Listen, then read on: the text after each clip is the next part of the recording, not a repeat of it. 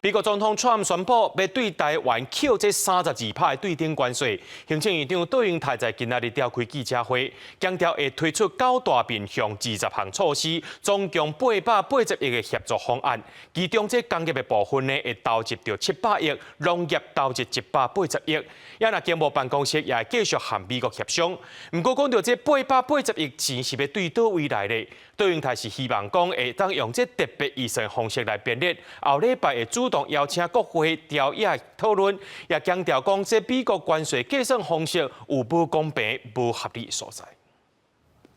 美国总统川普宣布对台湾扣对等关税32%，行政院长杜英泰随时公布出口供应链支持方案，因应策略提升到全面积极准备，有效控管风险，扩大支持产业，更加点名电子资讯、钢铁、金属、机械、汽车零组件、乌蝶兰这13项农渔业甲工业受影响上明显，会推出9大面向20项做法，880亿的协助方案，是普遍性。针对世界各国加征关税，不仅是只针对台湾，台湾的产业多有在各国各地生产制造跟合作，因此政府也会评估各国关税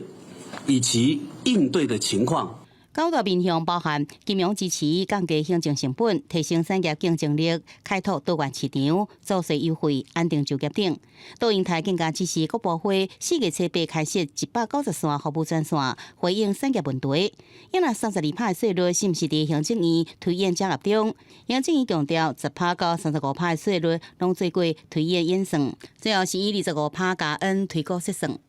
我们用25+N 来测算，并不代表我们认为25%的关税是合理的，而是我们先以25+N 来做这个产业会受到可能的这个冲击。美方计算这个方式是有它真的不合理性，